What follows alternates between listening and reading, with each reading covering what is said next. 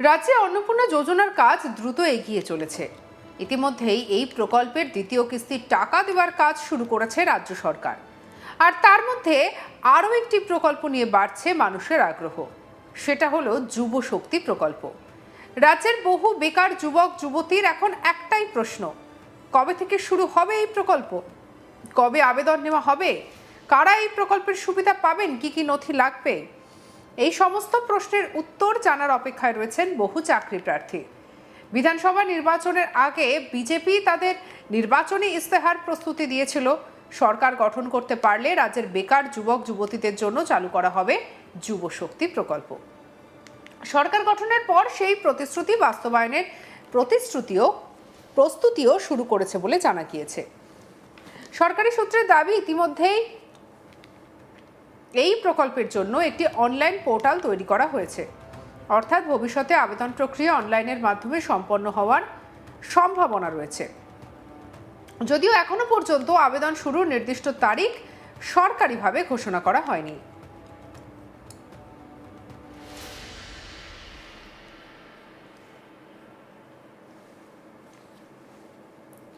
এদিকে রাজ্য বাজেট পেশের পর মুখ্যমন্ত্রী শুভেন্দু অধিকারী এই প্রকল্প নিয়ে গুরুত্বপূর্ণ ঘোষণা করেন।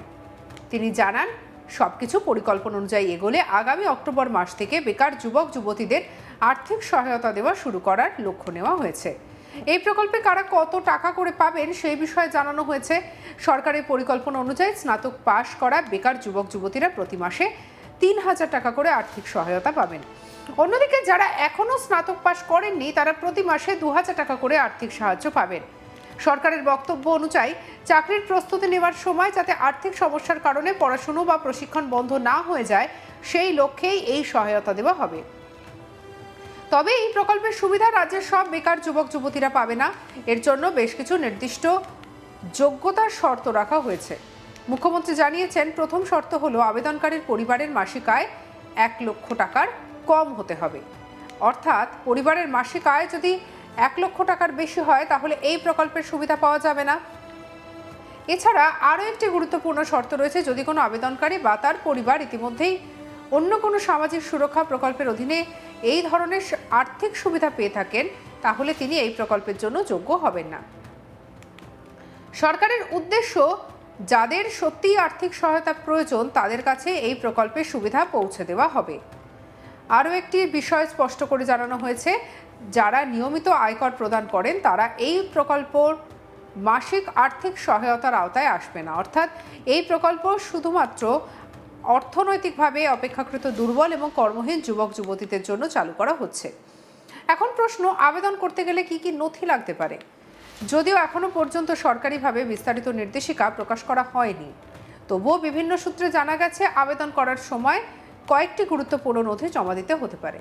সম্ভাব্য নথিগুলির মধ্যে থাকতে পারে আধার কার্ড, ভোটার পরিচয়, জন্ম শংসাপত্র, মাধ্যমিক পরীক্ষার অ্যাডমিট কার্ড বা বয়সের প্রমাণপত্র, ব্যাংক অ্যাকাউন্টের তথ্য এবং শিক্ষাগত যোগ্যতার শংসাপত্র। মনে রাখতে হবে, এই তালিকা এখনো সরকারিভাবে চূড়ান্ত করা হয়নি। সরকারি বিজ্ঞপ্তি প্রকাশের পরেই আবেদন প্রক্রিয়া এবং প্রয়োজনীয় নথি সম্পর্কে স্পষ্ট তথ্য জানা যাবে। তাই আবেদন করার আগে সরকারি নির্দেশিকার জন্য অপেক্ষা করার পরামর্শ দিচ্ছেন বিশেষজ্ঞরা। অনেকেরই প্রশ্ন, এই প্রকল্প কি নতুন? উত্তর হলো হ্যাঁ। আগের সরকারের যুবশ্রী প্রকল্পের পরিবর্তে এবার যুব শক্তি প্রকল্প চালু করার সিদ্ধান্ত নিয়েছে বর্তমান সরকার। এই নতুন প্রকল্পে আর্থিক সহায়তার পরিমাণও আগের তুলনায় বেশি রাখা হয়েছে বলে জানানো হয়েছে। সরকারের দাবি, এই প্রকল্পের মাধ্যমে বহু বেকার যুবক যুবতী কিছুটা হলেও আর্থিক স্বস্তি পাবেন এবং চাকরির প্রস্তুতি চালিয়ে যেতে সুবিধা হবে। বর্তমানে রাজ্যের বহু যুবক বিভিন্ন প্রতিযোগিতামূলক পরীক্ষার প্রস্তুতি নিচ্ছেন, অনেকে আবার বিভিন্ন প্রশিক্ষণ কর্মসূচিতে অংশ নিচ্ছেন। এই সময় নিয়মিত আর্থিক সহায়তা তাদের পড়াশোনা এবং প্রস্তুতি চালিয়ে যেতে সাহায্য করতে পারে বলেই সরকারের আশা। তবে এই মুহূর্তে সবথেকে বড় প্রশ্ন হলো আবেদন কবে থেকে শুরু হবে। এখনো পর্যন্ত সরকার এ বিষয়ে আনুষ্ঠানিকভাবে বিজ্ঞপ্তি কোনো প্রকাশ করেনি। কবে পোর্টাল সবার জন্য খুলে দেওয়া হবে, কিভাবে আবেদন করতে হবে, আবেদনের যাচাইয়ের প্রক্রিয়া কি, কিভাবে প্রথম কিস্তির টাকা দেওয়া হবে এবং এ বিষয়ে চূড়ান্ত ঘোষণা বাকি রয়ে গেছে। ফলে লক্ষ লক্ষ বেকার যুবক যুবতী এখন সেই সরকারি বিজ্ঞপ্তির অপেক্ষায় রয়েছেন। সব মিলিয়ে রাজ্যের নতুন যুবশক্তি প্রকল্প নিয়ে আগ্রহ ক্রমশ বাড়ছে।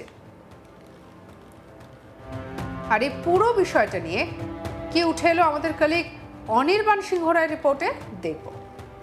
নতুন সরকার আসার পর থেকে নানান প্রকল্পের ঘোষণা হয়েছে। আমরা দেখেছি যে রাজ্য বাজেটে একাধিক বিষয়ে কিন্তু ঘোষণা করা হয়েছে এবং ঘোষণা করার সঙ্গে সঙ্গে কিন্তু বিভিন্ন বাজেট অ্যালোকেশন হয়েছে।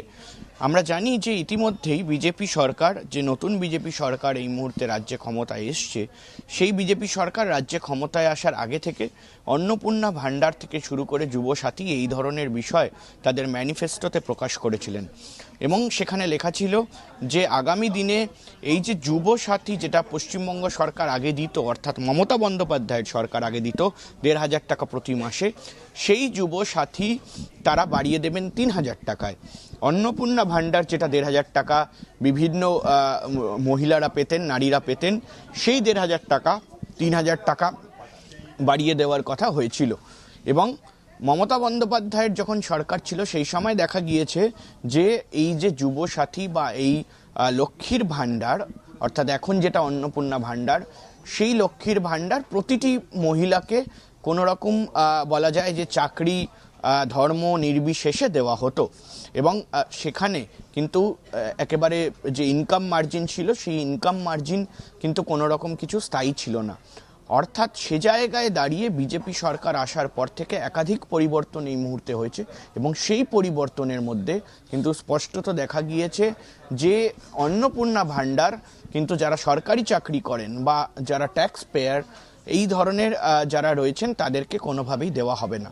এবং তার পাশাপাশি যুবসাথী নিয়েও কিন্তু বিভিন্ন বিষয় নিয়ে আলোচনা হয়েছে এবং এই যে যুবসাথী দেওয়া হতো, সেই যুবসাথী বা এটাকে কোথাও গিয়ে একটা ইউথ এম্পাওয়ারমেন্টের জন্য এখন বিজেপি সরকার ঘোষণা করেছে তারা ৩,০০০ টাকা করে দেবেন যারা কলেজ পড়ুয়া রয়েছেন বা কলেজে যারা ভর্তি হচ্ছেন তাদের জন্য।